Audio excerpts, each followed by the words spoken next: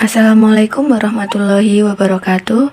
Perkenalkan, saya Suci Fauzia dari kelas 12 TKJ 5, nomor absen 14. Di video kali ini saya akan menjelaskan tentang teks editorial. Pengertian teks editorial. Teks editorial adalah teks yang berisi pendapat pribadi dari redaksi terhadap suatu isu atau masalah aktual. Fungsi teks editorial adalah kritik atas ketimpangan yang terjadi dalam suatu masyarakat dan memberikan wawasan atau pandangan kepada masyarakat atas permasalahan yang sedang hangat. Teks editorial disebut juga dengan teks opini. Ciri-ciri teks editorial. 1. Aktual dan faktual. Teks harus mengangkat informasi yang tengah hangat diperbincangkan di masyarakat. Informasinya tetap harus mengedepankan fakta yang terjadi. 2. Sistematis dan logis. Penyusunan teks editorial harus sistematis, yang berarti harus memenuhi struktur dan kaidah kebahasaannya. Teks juga harus logis. 3. Argumentatif. Teks editorial berisi pendapat pribadi dari redaksi. Artinya, teks ini mengutarakan argumen-argumen yang ada dalam sudut pandang redaksi. Struktur teks editorial. 1. Pernyataan pendapat atau tesis.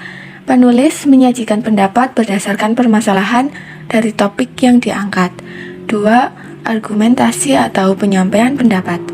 Bagian ini menyajikan opini berlandaskan data dan fakta untuk memperkuat apa yang dinyatakan di bagian pembuka. 3. Penegasan ulang pendapat atau reiterasi.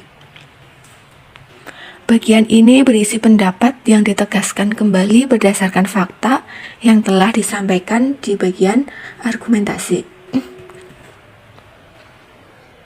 Kaidah kebahasaan teks editorial. 1. Adverbia digunakan dalam teks editorial pada umumnya berupa kuantitatif.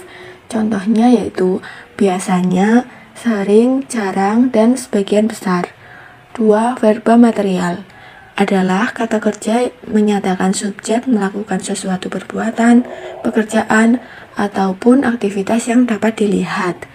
3. Verba mental yaitu kata kerja yang bermakna tanggapan atau reaksi dari suatu perbuatan, peristiwa, keadaan, ataupun keberadaan. 4.